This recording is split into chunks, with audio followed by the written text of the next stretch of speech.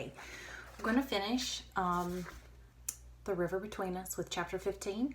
Keep in mind that chapter 15 is in a new section called Time and the Mississippi River, and it skips back forward to 1916. It was that summer of 1916 when my dad took me and my little brothers down home to see his folks.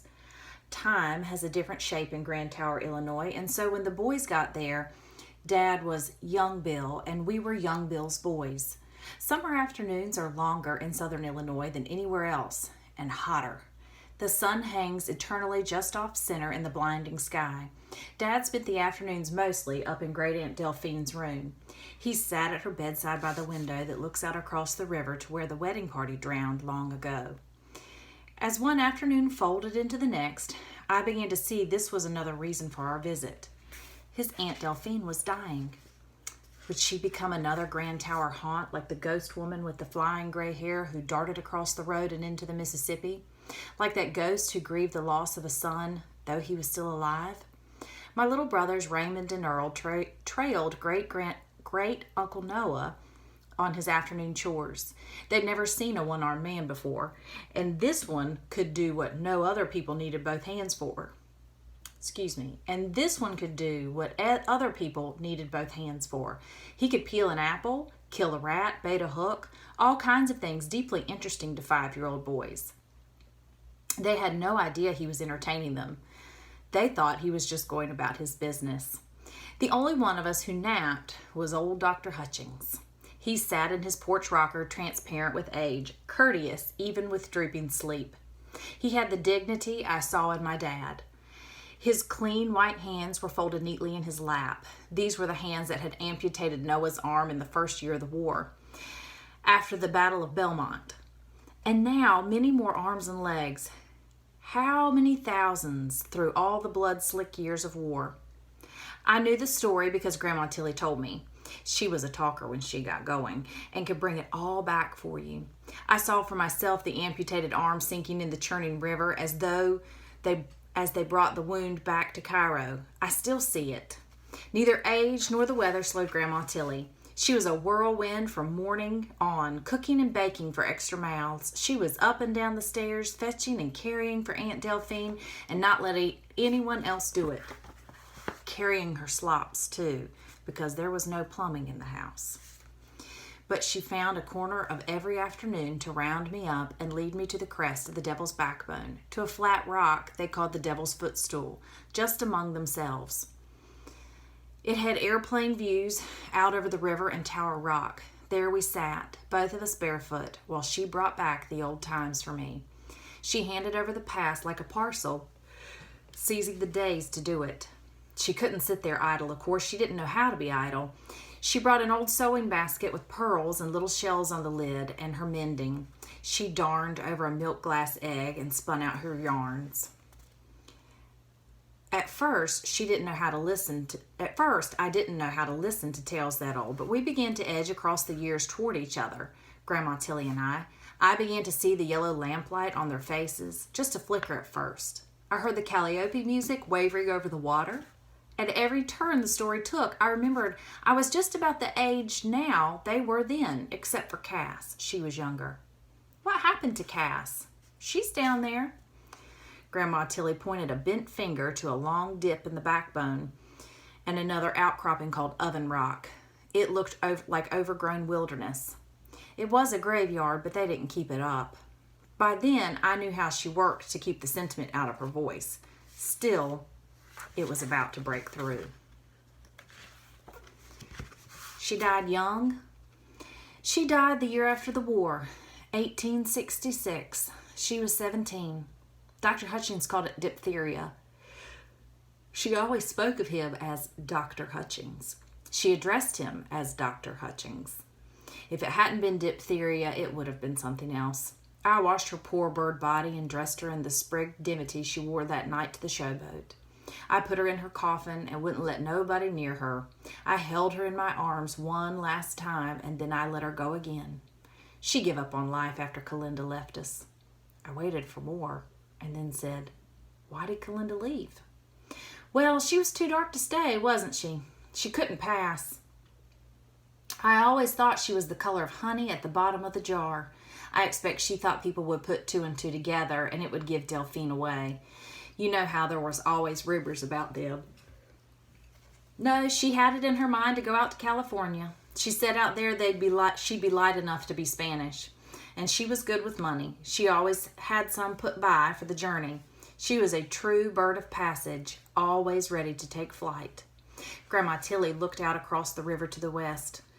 A hard journey in them days. Before there was a train to take you all the way to California, we knew she'd go, and I was scared Cass would go with her. I thought the trip might kill her, but of course staying behind is what finally done her in. Calinda was what they call a conjure woman down yonder in New Orleans. She could tell your fortune, you know, and there'd have been a market for that in the more built-up areas. Cass had the gift too. It's what drawed them together closer than sisters, but I suppose it was too late for Cass. I think she'd been wore out by her visions before Calinda had come along. A hot breeze stirred the trees. We never heard tell of Calinda again. I expect she prospered. She had all those talents, didn't she? But we never heard. They had a brother too, remember, in Paris, France? But they were the free people of color, and after the war, they had to find new selves.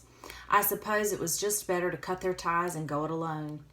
Think how many more there must be like them, perched very quiet up on people's families' trees, safe now from being called ugly names. That was the last afternoon of our visit. It had taken Grandma Tilly the whole week to tell her story. She bit off a thread. She didn't have all her teeth. Not nearly all. Excuse me. Then she stole another look at where the graveyard had been, down where Cass was. And your pa? I said. He's down there? Yes, he's down there. We didn't bury Cass next to him. There wasn't any point to that. And of course, Mama's not there. Grandma Tilly turned away from me. Mama went in the river. It was time to leave then, and somehow I wasn't ready. We climbed up off our rock, the Devil's Footstool, for the last time. Grandma Tilly had to look away from me. I was getting to be what she called a big, tall galoot. We started down the backbone to the house. They never did get married, you know, she said almost offhand. You're old enough to hear it. Who didn't? Delphine and Noah. They never got married, but, we put it around that they were married. We said they went up to Centralia or somewhere to tie the knot. I forget now where we said they went, but they never did. It liked to break Noah's heart, but Delphine wouldn't have it. She said her kind didn't marry white men, and she was passing for white. She said it would betray all her traditions, said her mother, her mama, would turn over in her grave. Her mother died during the war when New Orleans was occupied by our troops. We got that word. But anyway, Delphine would never marry Noah, though they're more married than most. But you know how she is. If she makes her mind to something or lapses into French language, you just as well get out of her road. She make a mule look agreeable. I remember one more thing Grandma Tilly told me. She said that time was like the Mississippi River. It only flows in one direction. She meant you could never go back. But of course we had. She'd taken me back. We went on down to the house. She had a way of telling you so much you thought you heard it all, and I knew where she'd learned it. The night before we left Grand Tower, great Uncle Noah wrung the neck off a fat fryer, to my little brother's great excitement, and Grandma Tilly fried it in batter for our picnic hamper. She loaded us down with deviled eggs and buttermilk biscuits. She piled us high with jars of her rhubarb preserves and looked around and around herself to see what else we ought to have. We filled our bottles from their well. Dad personally filed down the points on the spark plugs, and we made an early start the next day. The three old folks were on the porch to see us go. We'd said our goodbyes to Great Aunt Delphine the night before, up in her cluttered room under the portrait of her yellow-haired father. She couldn't speak. But those great fringed violet eyes ate us alive, and the touch of her little pillowed hand lingered on mine long after. We left in the cool of the morning. Being parked on the backbone helped, because the Ford started better on a slant. I got the engine to catch after no more than 5 minutes. We'd settled the little boys, brown as berries now, on the back seat.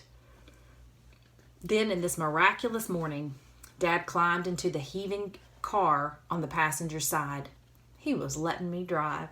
My heart sang. I was to drive. and let out the brake and fiddle with the gas lever so that Dad could turn back and wave to them on the porch.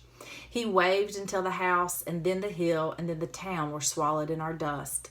We made good time going home, keeping the river on our left, retracing our route, though we had more flats. Raymond and Earl wanted to stop the night and make our camp where we had before. They wanted this trip to have the exact shape. Dad pretty well convinced them that we'd found our original campground when it was time to pull off the road that evening, though we never found a trace of the old campfire. We built another one and ate better that night than weenies on sticks. After the dust of the day, there were circles around our eyes where our goggles had been. The twins were nodding off against each other before the dying fire, and I sat next to my dad on the running board.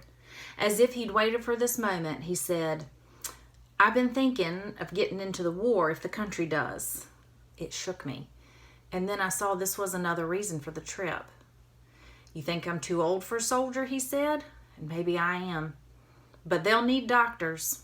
I didn't want to spring it on you the last minute. You'd have to take over at home till I got back and be there for your mother and the boys." In the quiet, I heard my dad waiting.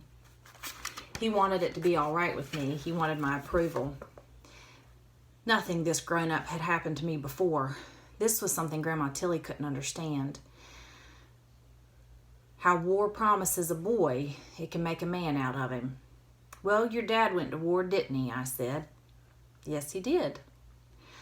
"They can't fight a war without a doc." "My father isn't Dr. Hutchings," Dad said. Noah's my father. I grabbed hold of the running board. The night revolved around me. And Delphine's my mother. She's slipping away, and I wanted this time with her. We couldn't be mother and son, you see. She didn't trust the world. She didn't trust the town. She never knew when somebody would see her for who she was and turn on her, and she wouldn't hand that on to me. It could have closed too many doors in my face, so I was named for Dr. Hutchings. They had no other children, the doctor and your Grandma Tilly, none of their own. So I was their son too. As you said, I had 4 parents. He didn't mention love. It wasn't a word they used, but there was plenty they didn't mention. "I'm proud of every drop of blood in me," Dad said, quiet to keep from waking the boys. "And one day, when you've had time to think it over, I hope you'll be proud too." I remembered Grandma Tilly speaking of the blood hurrying through her veins.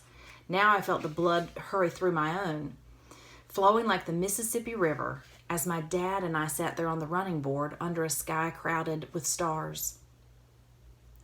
I didn't have to think it over. I was proud of anything that made me his son. And Delphine's grandson. I was proud of being Noah's grandson.